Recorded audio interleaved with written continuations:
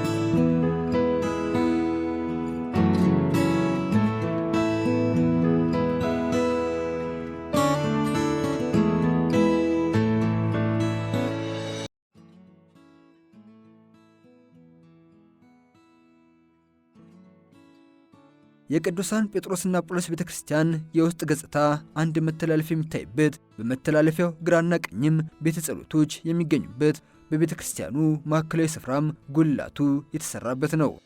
የቤተክርስቲያኑ የውስጥ ገጽታ በተለይም የቅዱሳን ጴጥሮስና ጳውሎስ ሕይወትና ሞት የሚያንጸባርቁ ምስሎች የተሞላ ነው። ከዚህም በተጨማሪ በቤተክርስቲያኑ ውስጥ የፖላንድ ሀገር ጠባቂ ቅዱሳን ቮይቺና ስታኒስላፍ ሐውልቶችም ይገኛሉ። ቅዱስ ጴጥሮስ የመንግሥተ ሰማያቱን ቁልፍ ሲቀበል የሚያሳዩ ምስልም ከትልቁ መቅደስ በላይ ይታያል። በዚሁ የቅዱሳን ጴጥሮስና ጳውሎስ ቤተክርስቲያን ውስጥ ከሚገኙት መንፈሳዊ ምስሎችና ሐውልቶች በተጨማሪ በተለይም የመሬት በራሷ ምህዋር የምታደርገውን ዙረት የሚያመላክት መሳሪያ ይገኛል። ይሄው በፈረንሳዊ ፊዚሲስት ሊዮን ፎኮል ስም የተሰየመው መሳሪያ በየሳምንቱ ሐሙስ ቀን ላይ የመሬትን ዙረት የሚያሳይ ትዕይንት ይቀርብበታል። መሳሪያው በፖላንድ ሀገር ከሚገኙ አይነተኛ መሳሪያዎች ሁሉ ትልቁ የሚባል ነው።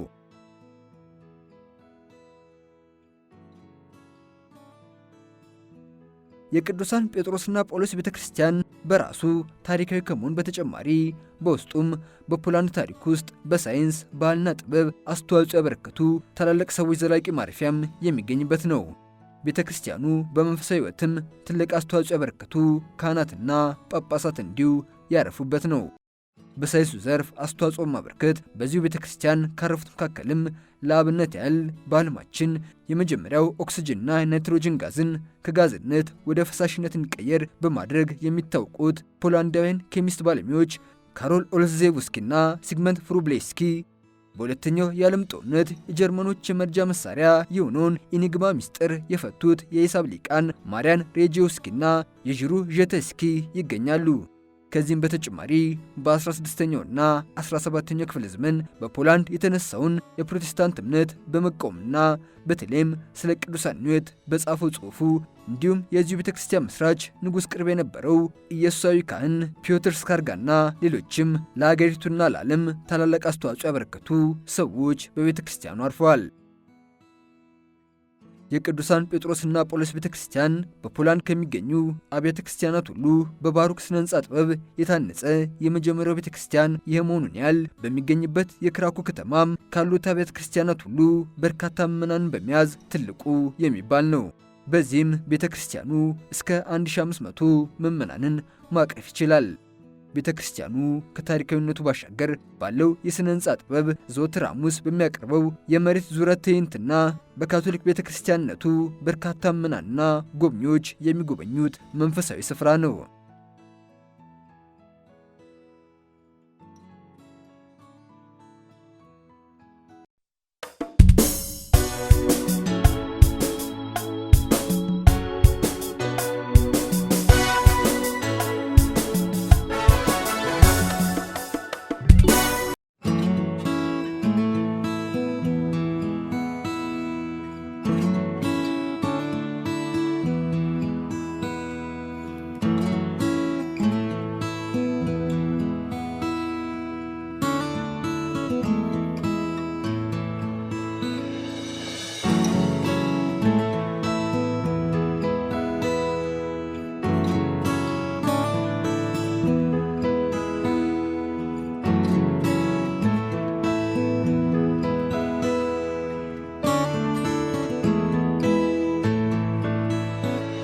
ውድ በሰላም ካቶሊክ ቴሌቪዥን የቤተክርስቲያን ቅኝት ተመልካቾቻችን በዛሬው ዓለም አቀፍ ቅኝታችን በፖላንድ ከሚገኙትና በቅዱሳን ጴጥሮስና ጳውሎስ ከተሰየሙት በርካታ አብያተ ክርስቲያናት መካከል አንዱ ስለሆነው የአነስተኛ ባዚሊካነት ማዕረግ ስላለው በአገሪቷና በከተማዋ ከሚገኙ ታሪካውያን አብያተ ክርስቲያናት መካከል ስለሚመደበው የበርካታ ታላላቅ ፖላንዳውያን ማረፊያ ስለሚገኝበትና በአሁኑ ጊዜም እንደ ካቶሊክ ቤተክርስቲያንነቱ መንፈሳዊ አገልግሎቱን በመስጠት ላይ የሚገኘውን የቅዱሳን ጴጥሮስና ጳውሎስ ቤተክርስቲያንን ባያችሁት መልክ አስቀኝናችሁ።